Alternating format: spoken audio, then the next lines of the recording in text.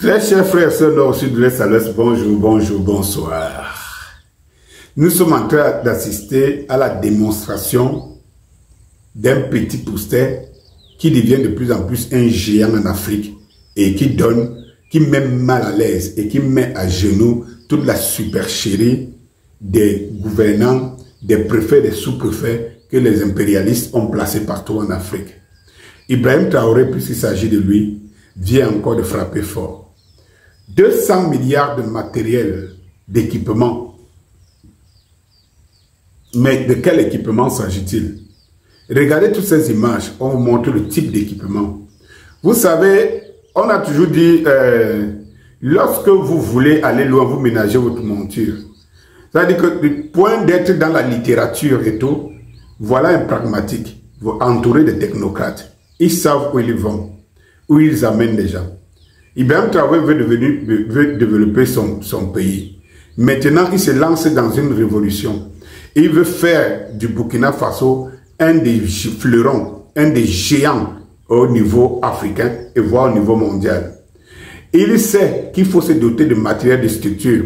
Cela fait de l'économie dans l'action de tout ce qui est mené. Le Burkina Faso aujourd'hui a des très grands professeurs, des très grands ingénieurs, des très grands architectes, des très grands urbanistes, des très grands techniciens. Et ils n'entendent pas donner le destin de la construction du Burkina à qui que ce soit. Ils n'entendent pas entrer sur les têtes croulantes et organiser une mafia et la corruption pour pouvoir développer le Burkina Faso. Et il s'est fixé un objectif dans 10 ans, comme je vous le disais depuis qu'il est là, que observer le Burkina, observer l'AES, dans 10 ans, ce sera l'Eldorado en Afrique. Vous voyez, pendant que certains Africains ont encore les yeux à l'extérieur, à regarder, aller en Europe, le paradis et tout, traverser la mer tous les jours, il y a des dirigeants ouverts comme celui-là. Je ne parlerai pas de Tiani qui venait maintenant d'assumer ses fonctions et qui est monté général d'armée. Et vous allez voir dans les mois qui suivent, les années qui suivent, la révolution qui va se poser au Niger. Tout comme au niveau du Mali. Eh bien, mes chers frères et sœurs, ce matériel, cet équipement de dernière génération, cet équipement, pas tracteur, c'est-à-dire que les pelles, les compacteurs, tout ce que vous voyez dans les images que je vous présente là, contribue à faire des routes, à mener des infrastructures routières, parce que de toutes les façons, là où la route passe, le développement passe. Ça, on le connaît depuis la nuit des temps. Mais lesquelles routes, construites par qui, à quel prix, combien de moyens, tous ces matériels qu'on vous présente là, on vous donne une valeur de 200 milliards. Je vous jure que c'était dans un pays comme la Côte d'Ivoire, du Cameroun, vous entendez qu'il vaut au moins 1500 milliards. Ça, c'est d'abord la première des choses.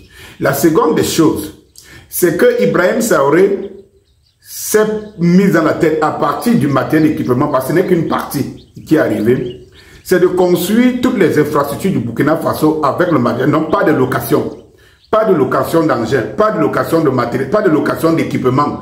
Ça veut dire que l'équipement est burkinabé, avec les ingénieurs, les professionnels burkinabés, la main-d'œuvre burkinabé et bien sûr qui sera ouverte par les autres, dans les autres pays, d'abord de l'AES, et toutes les compétences possibles pour le développement. Eh bien, après la dotation de tout ce matériel, vous allez voir, parce que dans le projet élaboré de développement, de construire les infrastructures du Burkina, il est prévu la construction de 3 à 5 000 km de routes par an. Construction de 3 à 5 000 km de routes par an. Alors vous vous rendez compte que le Burkina est en train de se doter de son matériel d'appoint, avec ses matériaux d'appoint, pour construire 3 000 à 5 000 km de bitume, de route par an. Mais imaginez en 5 ans, en 10 ans, multiplié entre 3 000 et 5 000, prenons une valeur de 4 000. En 10 ans, ça fait 40 000 km.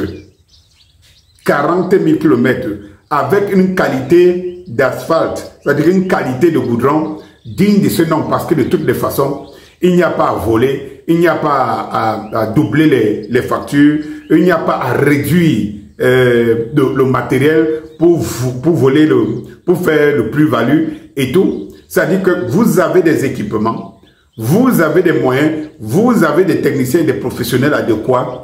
Alors, vous vous dotez des infrastructures qui sont dignes de votre nom. Regardez ce qui se passe, contrairement ailleurs, ce qui se passe dans d'autres pays comme le Cameroun et tout ça. Vous allez vous rendre compte que un projet comme celui-là, on va vous dire qu'on a donné à une société occidentale une valeur de 500 milliards de francs pour construire ou bien 1000 milliards. Je vous donne tout simplement un exemple. Dans le tronçon Yaoundé, l'autoroute Yaoundé-Douala, rien que le tronçon de l'autoroute Yaoundé-Douala, ce tronçon a déjà avalé plus de 1200 milliards de francs. Mais l'autoroute s'est arrêtée à 60 km sur une ligne de 240 km.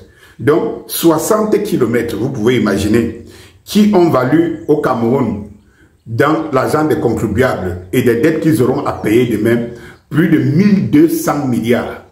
Et on vous dit que le Burkina Faso se dote d'un matériel qui va peut-être valoir 300-400 milliards de francs, mais qui va construire des routes sans emprunter quelque chose, qui va construire des routes, des milliers de kilomètres de routes par an. Donc, pour les Africains qui me regardent, point de distraction, d'incompétence, comme Ibrahim Traoré pose des jalons. Parce que, au-delà de tout, au-delà du matériel, de l'économie et tout, il faut savoir que Ibrahim Traoré est en train de fabriquer une nouvelle génération de Burkinabés, que j'appelle la génération 6.0.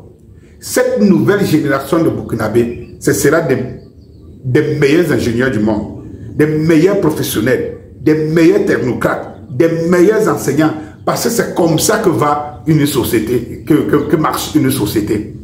Parce qu'on en aura besoin. Et tous les experts burkinabés qui se trouvent partout à l'étranger, et même des autres pays de l'AES, il faut savoir que certains sont en train de préparer leurs valises pour rentrer, parce que de toutes les façons, ce qu'ils gagneront étant chez eux et leur expertise à mettre pour leur pays et pour leur société, non. Ça dit qu'on ne peut pas faire on pourra pas faire de comparaison. Mes chers frères, merci une fois de plus Ibrahim Traoré de donner le là et de voir avec quelques milliards ce que ça produit. Face à une des sociétés où on prend un stade à plus de 300-400 milliards de francs, il n'est jamais fini. Et là, quelques Camerounais, dans le cas du Cameroun, jubilent. Bonjour.